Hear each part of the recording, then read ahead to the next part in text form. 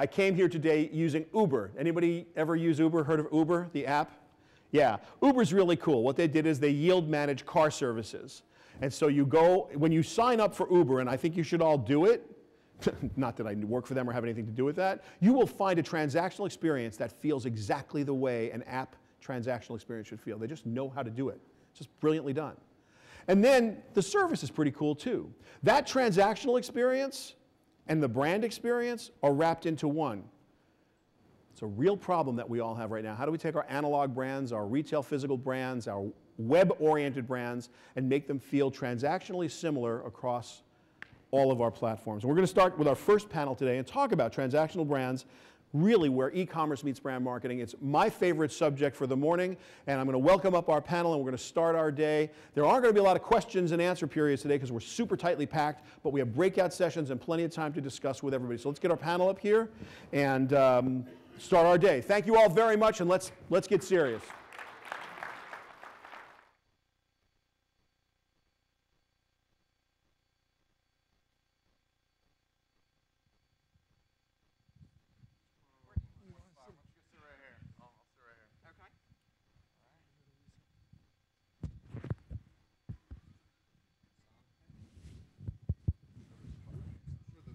It's on? All right, here we go. Hi, everybody. I'm John Sheldon. I'm the SVP of Strategy and Planning for True Action, which is the full-service digital agency inside of eBay. I'm joined by two great panelists today that we're going to talk a lot about transactional brands, and the title's called, Where E-commerce Meets Brand Marketing. When I think about transactional brands, I have a hard time thinking about brands I wouldn't characterize as transactional these days. That's where the value is. That's where the wealth is, to use Shelly's terms. So welcome to this session. I want to have each of the panelists introduce themselves. And when you guys do that, will you then follow up with talking about what the most interesting disruption, technology, maybe it's a startup company that's going to impact your business over the next couple of years is? Why don't you go ahead, Lisa? I am on. I'm Lisa Gavales. I am the global CMO of Express and the P&L leader of Express.com.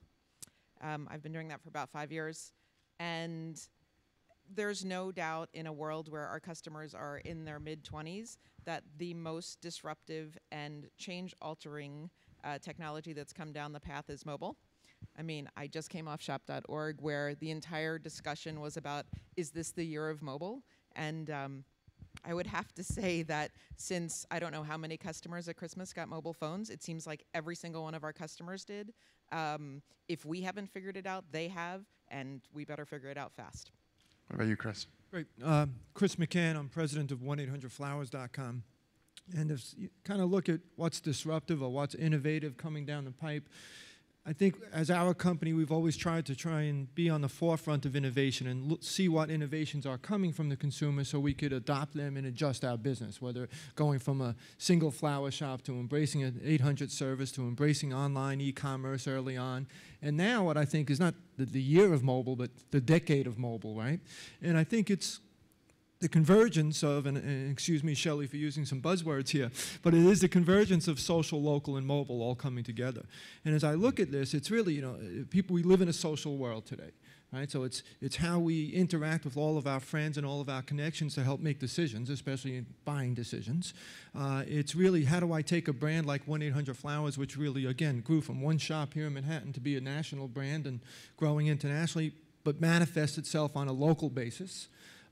Ultimately, especially in the floral side of our business, right? We have a big food gift part of the business too, but especially on the floral side, consumers still like the local aspect of interacting, and looking for that localized experience. But both of those capabilities or changes are really being brought to the forefront in mobile devices. And how do we do that? And how do we manifest our brand into that mobile environment so you're getting a consistent experience? So that's critically changing it. But as I mentioned earlier, then you can throw payments on top of that, and you can throw local same-day delivery efforts on top of that. So hard to say one innovation or one disruption coming, and it can get a little overwhelming at times. Yeah, it seems like there's a bunch, and I think what a lot of us are interested in also is how that's impacting how you're managing your brand and doing your brand marketing and bringing that experience to life, and how's that intersecting with your e-commerce, and obviously, Chris, how's that evolving how you're doing your brand marketing? Yeah. Well, I think, right, we're talking about transactional brands and transactional commerce here. So we've always viewed our brand development to be built around the transaction. I hate the term brand marketing, especially in my business, because if brand marketing better be generating transactions, or I can't measure it, and therefore we don't fund it. But if I look at a brand, right, to me a brand is two things. A brand is a representation of the culture of the company, and a brand is a manifestation of the stories told about that brand by its customers. And as we take the intersection between brand and commerce, one feeds the other. So we're constantly looking to say, how do I get the culture of my company, which is the people behind the company, understanding why we are in business, understanding we're not simply selling flowers, we're not simply selling chocolate, wine, gift baskets, cookies, brownies, etc. What we're in the business of doing is delivering smiles on behalf of our customer, and that's a very emotional expression. So we have to make sure that if we're going to deliver smiles, that we make it easy for our customers to do so, and consistent across device, across channel, bring that experience to the forefront, constantly emerge that experience, make sure we're giving them truly original products that help them express themselves perfectly, and then make sure that consistent from the very first day we've been in business, that we back that up with a bunch of caring nuts that are obsessed with service, and bring those people to the forefront of the transaction, and that's what we think hopefully will build a brand. Got it. What about you, Lisa? How are you viewing the intersection of brand and e-commerce? So as a retailer of 600 stores and 30 years of history, and before this at Bloomingdale's, when the internet came on board, and many of us retailers have gone through sort of the transition in and out and in and out, but there are still many, many organizations that are organized by channel. I'm getting louder. I would tell you that I don't know how to manage a brand that way, and the thing that I think we do the best to keep the consistency is we are organized by customer, and by that I mean we have one marketing department, we have one creative department, we have one merchant team, and it's not to say that there aren't experts in clearly by channel, but the consistent brand message from the time I take the first picture to the time you see it online, on mobile, in store, in a window, it has to all have one feel and one point of view. And it's really, for me, organizing around success, which is a very different approach than a lot of people take. P&L responsibilities for channels sometimes cause walls that create inconsistency for the brand, and I feel really strongly it's why, frankly, marketing and e-com are together at Express, because the message is the message, the channel's the customer's choice. So Lisa, when you talk about having channels being managed independently sometimes, I mean, what are some of the challenges that come up as a result of the matrix that creates? Well, I think all of the multi-channel evolution has caused a number of challenges, but it is about making sure that you understand the nuances of the channels, right? Because if the merchants truly only understood the stores and didn't understand the e-com business, it would be very different. So for example, I also run visual. So in a specialty store environment, the number of choices in a store is very tight, right? Imagine the box isn't that big. You've got to put, only a certain amount of items in there. So on one side, on my visual side, I constantly tell the merchants less. We need less choices. The store's got to look tight. We need less. On the other hand, when I'm talking about the e-com business, more is better. And so sometimes it sounds like I'm talking out of both sides of my mouth, but as long as you understand the nuances of the channels and the message stays, sort of the overarching message stays the same, I think that's how you get leverage across your brands. One of the things I talk about all the time is that in specialty, particularly in apparel, typically a website's going to run somewhere between 10 and 15% of your business. And if you truly treat it as 10 or 15% of your business, I believe that you're really missing out on the total benefit of a multi-channel environment, because while it might truly be that accurate as a percent of transactions, the truth is when it comes to the brand interaction, typically half of your traffic could be going to your website. So as many people go to your website as go to your stores.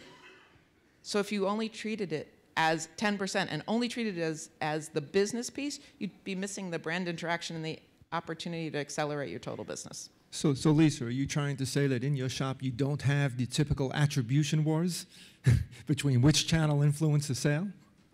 I would say that we think we've solved that. And some of it's memo and some of it's real, but one of the other things about Express that's pretty amazing actually is we all get bonused on the same number. So if e-com's doing well and stores aren't, and that means the total's not good, e-com doesn't make their plan either. I mean, doesn't make their bonus either. And I think that this sort of all parties with one goal does make us a better brand. That's a good point.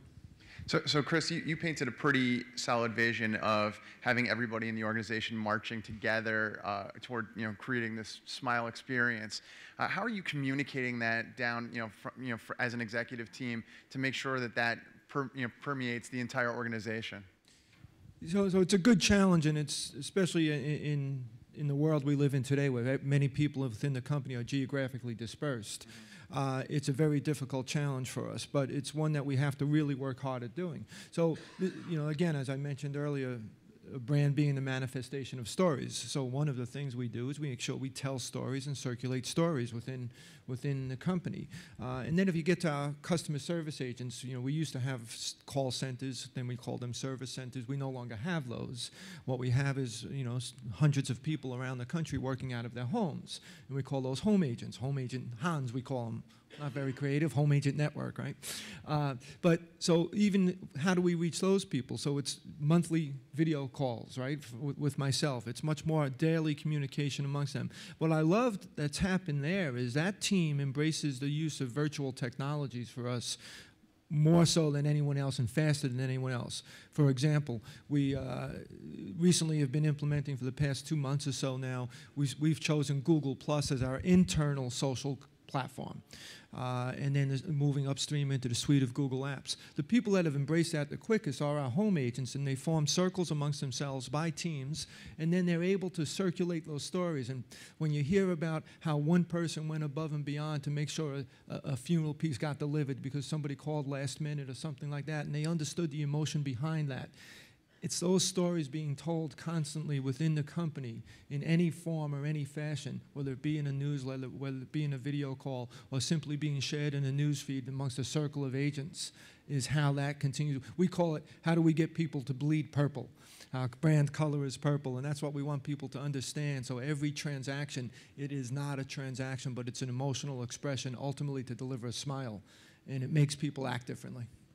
So Lisa, you have the same situation where you've got your store agents, but how do you take that same agent experience and the desire for the people in the stores to create and extend the brand, and get your e-commerce teams on board with the same purpose? We actually spend a fair amount of time together. I would say that typically my job is to provide the North Star, right? To say we're all going to head in that direction. That's what we believe the communication point is, and we spend a fair amount of time talking about what that means and conveying both, and in fairness, not to every sales associate, right? I don't actually get a chance to interact with 15,000 sales associates, but truly to the district managers and the store managers who then go and tell that same story. We use videos a lot. This is the first time I've been on stage in a really long time that I haven't had like some fabulous picture and video going behind me. I have a great creative team. They make sure they take good care of me. And those pieces of sort of culture and lore and what we're about get distributed out through 300 stores. And Lisa, you just hit a great point, and just to add in on the visual. So we've reached out to our stores to help with the same thing. So we've reached out to our florists around the country to go out, and when they are delivering a smile, especially as part of a charitable program that we have called Imagine the Smiles, to take a photograph of that person receiving that recognition, and then we use that story or a photograph or a video to then circulate within the company, because a visual is much better than simply a story. Absolutely. That's great. So Lisa, you guys have apps, you have your e-commerce site, you have all your stores that you bring together. How are you delivering a consistent customer experience to a customer who doesn't view those in independent silos, but views you as one brand end to end? And I mean not just from the time they hit search and go to your site, but actually all the way through unboxing that at home? So, I mean, clearly we think about that a lot. And it is a matter of making sure that the teams are aligned to the same story. And I think that making sure that the marketing department and that the visual department, just to keep going back to the same things, are all multi-channel, all the touch points and all the communication points are the same. That's what helps make it all happen. Now, in fairness, if you're in a store, the advice you're getting is probably from a sales associate, hopefully from the friend standing next to you, but if not, certainly a sales associate. And online, the advice you're getting is more likely from another customer, right? Because reviews and recommendations we see time and time again are critical. In fact, we just heard a study that said a product with a 1-star review still sells better than a product with no reviews. So we spend a lot of time and effort trying to get both store customers and online customers to come back through the online experience and tell their friends, the rest of my customers, about their experience. And we're really clear about the fact that even if you decide not to shop online, again, this is kind of that mentality of the traffic to the site is a critical part of the total growth of the company. So even if you've decided not to shop online, you've decided to shop in store, we're still going to circle back with you in email and ask you to comment on that experience. Perfect. And so you talked a lot about that network that helps people make decisions. Chris, what impact is social commerce having on your business, and how do you expect it to change? Yeah, we think it's clearly is having a huge impact. And as I mentioned, we look at the convergence of solo, mo, and call it all social commerce. And social takes on many different variations, many different faces, right? So it's being involved in people's social platforms that they're spending time in, right? And it's on whether it be Pinterest, Facebook, Twitter, whatever it might be, being involved there because that's where the people are, so we have to be involved there. It's understanding what they're doing there, getting some interactivity with them, channeling that back into our business. So whether it's to help them have people help us make merchandising decisions. So, every major season or holiday, we go out to our customers, well, usually via Facebook, but now more so, but via Pinterest also, which is good from a product discovery point of view, and get people to tell us which are the most liked products, and those become the top products we merchandise for a holiday. Works very well, especially at a holiday like Valentine's Day, when the shopper switches to a predominantly male shopper, who is usually a very uneducated shopper, to have them go and see what are the most liked products by women out there expecting deliveries for Valentine's Day. So that kind of helps that process. But then to pull the social data and the social graph into our shopping experience is critically important for us. And we're constantly looking how we do that. How do we reach out and make sure that we're reaching into people's, with permission of course, reaching into people's friends and understanding what birthdays are coming up, so that if they're coming to our site or coming to our mobile site, mobile application, and it's their wife's birthday maybe next week, well, I don't want to bring them to a landing page about Halloween. So it's utilizing the social data that people are making available. And that's what I really love about the social commerce world, especially as it continues to move more and more mainstream. But the younger generations that embrace social technology first, and now we all have, says, okay, I'm not so concerned about privacy. I'm giving you data. Use it. Make it relevant to me. Otherwise, then I'm upset. But please utilize my social graph, utilize my data to make my experience relevant. That's great, Chris. You touched a little bit before, Chris, on measurement and using that to make your investment decisions. Lisa, how is what you're learning in e-commerce, what you're learning from the social graph, and everything else we've talked about today, mobile, et cetera, changing how you define and measure success and ultimately, of course, how that turns into the investments that you make from a marketing perspective in the brand? Well, so one of the really nice things, as we all know about digital, is that there's nothing that's not measurable. The question I always have is, what are we measuring for? And I'm not sure if that was a setup, that question, or not, because I have been known to say that you shouldn't measure social for ROI. And I've caught more than a little flack for that. Let me say first, we don't invest in anything that long-term doesn't turn into money at the cash register, virtual or otherwise. But I think that the point of social media is to measure engagement and how much involvement you have in somebody's life. Our customers are in their 20s. How they look is really, really critical to how they feel about themselves. And so the more I can be a part of that, the better. Which is not the same as saying, send a sale out every single day to the customer in social, because eventually they will turn you off.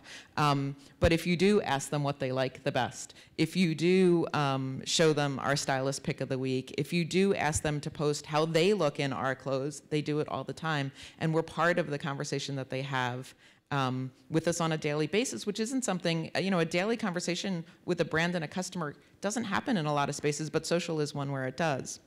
That said, I think it's been a great experience to be able to move some branding investment from the sort of giant billboard in Times Square, which I still like, by the way. The giant billboard in Times Square, which, to be fair, is a little bit harder to measure than the giant billboard on somebody's, front page of a place where there's lots of hits that they can measure, and you can see how often they click. And I mean, for me, as a person who really grew up on the analytical side of the business, I have to say it is terrific to be able to say that we're moving money into a digital space where it's eminently more measurable. That's great. Thank you. We are actually out of time, but again, per Shelly's instruction, we're all going to be around today for the networking. If you want to follow up with either of our very talented panelists, they'll be around today. Thank you very much for coming. Let's give these guys a big round of applause. Thank you very much.